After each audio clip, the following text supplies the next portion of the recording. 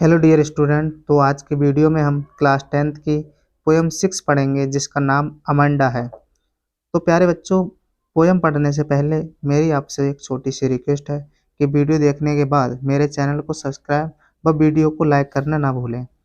तो इस पोएम में अमांडा नाम की एक लड़की है जो अपनी माँ की डांट से बहुत परेशान है और वह माँ की हर डांट के बाद अपनी काल्पनिक दुनिया में ही खो जाती है और अपनी माँ की डांट से आज़ादी चाहती है। यानी उसे ऐसा लगता है कि उसकी माँ हर बात पे उसे डांटती रहती है। तो चलिए हम पोयम को स्टेंजा बाय समझते हैं। Don't bite your nails Amanda, अपने नाखूनों को मत चबाओ अमांडा। यहाँ पर अमांडा की माँ है, वो अमांडा से कहती है कि अपने नाखूनों को मत चबाओ। Don't hunch your shoulders Amanda, अपने कंधों को मत झुकाओ। यानी कि वो कंधे झुकाकर बैठी हुई है तो उसकी माँ कहती है don't hunch your shoulders Amanda, अपने कंधों को मत झुकाओ Amanda. Stop that slouching and sit up straight Amanda, टेढ़े मेढ़े बैठना बंद करो और बिल्कुल सीधे बैठो। यानी कि वो अमांडा के लिए हिदायत देते हुए वो कहती हैं कि ऐसे झुककर नहीं बैठते हैं, सीधे होकर बैठो। तो चलिए इसी प्रकार हम नेक्स्ट स्टेंजा समझेंगे। तो नेक्स्ट स्टेंजा है हमारा, माँ की डांट पड़ने के बाद जो अमांडा होती है वो अलग ही दुनिया में सोचने लगती है या फिर वह अलग ही दुनिया में चली जाती है। तो वह सोचती है there is a languid emerald sea, एक शांत हरा समुद्र होता, where the sole inhabitant is me, जहाँ केवल मैं ही निवास करती। अ मरमेड ड्रिफ्टिंग ब्लिसफुल्ली, एक जलपरी की तरह एक जलपरी की तरह खुशीपूर्वक आराम से तैर रही होती। अपनी माँ के डांट के कारण वह एक कल्पना करने लगती है या वह सोचने लगती है कि काश एक हरा भरा समुद्र होता जहाँ केवल मैं ही रहती और उस हरे भरे समुद्र में एक जलपरी की तरह खुशीपूर्वक मैं आराम से तैर रही होती। तो चलिए हम इसी प्रकार नेक्स्ट स्टेंजा समझते हैं। तो इस स्टेंजा में अमांडा की माँ उससे कहती हैं did you finish your homework Amanda, क्या आपने अपना होमवर्क किया। Did you tidy your room Amanda, क्या आपने अपना रूम साफ किया। I thought I told you to clean your shoes Amanda, शायद मुझे याद है या मैंने सोचा। I told you to clean your shoes Amanda, मैंने सोचा, मैंने तुम्हें कहा था कि तुम अपने जूते साफ कर लेना या तुम्हें अपने जूते साफ करने चाहिए। तुम्हें याद है अमांडा। तो वो बार बार उससे ये कह रही हैं कि आपने होमवर्क ख़त्म किया अपना, या अपने जो रूम था वो साफ किया, या फिर मैंने जो तुमसे कहा था कि अपने जूते साफ कर लेना वो किए या नहीं किए। तो इस तरह से वो डांट रही होती हैं। तो चलिए हम इसी प्रकार नेक्स्ट स्टेंजा समझते हैं। इस स्टेंजा में जो अमांडा है वो अपनी ही दुनिया में खोई हुई है और वह सोचती है आई एम एन ऑर्फन, मैं अनाथ होती, रोमिंग द स्ट्रीट, गलियों में भटक रही होती।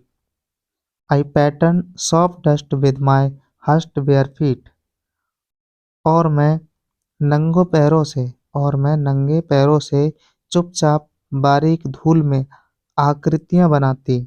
The silence is golden, the freedom is sweet, वो कहते हैं ना कि चुप्पी सुनहरी होती है, यानी जो शांत माहौल होता है वो कितना सुनहरा होता है। द फ्रीडम इज स्वीट, और जो आज़ादी होती है वो कितनी मीठी होती है। तो यहाँ पे जो अमांडा है वह कल्पना कर रही होती है कि मैं अनाथ होती और गलियों में घूम रही होती और धूल में आकृतियाँ बना रही होती, जैसा कि हमने सबने बचपन में जो आकृतियाँ बनाई होती हैं, जैसे कि लंगड़ी खेल हो गया या कोई भी हाथ से आम बनाना, सॉफ्ट मिट्टी इकट्ठी करके उसमें उसी प्रकार से वो कहना चाह रही है। द साइलेंस इज गोल्डन, और यहाँ पे ये दिया है कि जो चुपचाप यानी कि जो शांत माहौल होता है वो कितना सुनहरा पल होता है। द फ्रीडम इज स्वीट, और जो आज़ादी होती है वो कितनी मीठी होती है, ऐसा वो सोचती है। तो इसी प्रकार हम नेक्स्ट स्टेंजा समझेंगे। तो इस स्टेंजा में अमांडा की माँ उससे कहती हैं, don't eat that chocolate Amanda, उस चॉकलेट को मत खाओ Amanda. Remember your acne Amanda, अपने पिंपल्स को, अपने मुहासों को याद रखो, क्योंकि ज़्यादा चॉकलेट खाने से पिंपल निकल आते हैं, इसलिए उसकी माँ उसे डांटती है। Will you please look at me when I am speaking to you Amanda, क्या मेरी ओर देखोगी जब मैं तुमसे बात कर रही हूँ तो।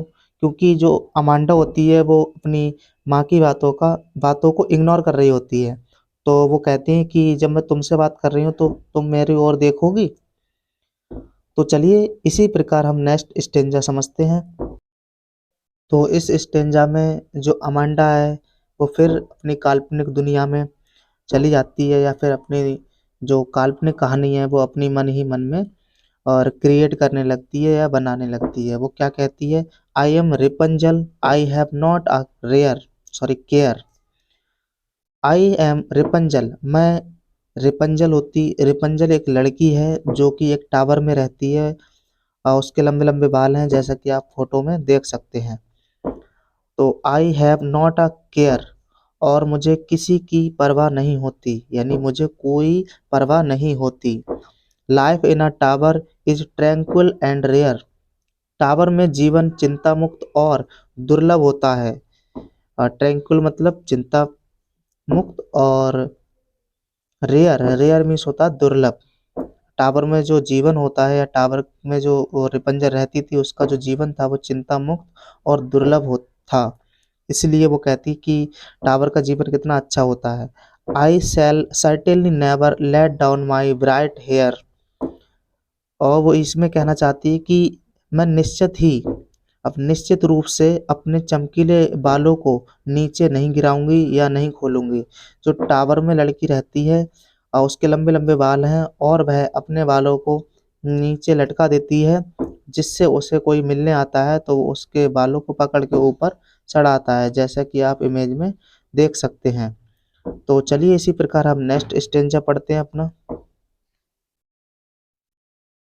तो इस स्टेंजा में जो अमांडा की माँ है वो उससे कहती हैं, stop that sulking at once Amanda, रूठना बंद करो अमांडा।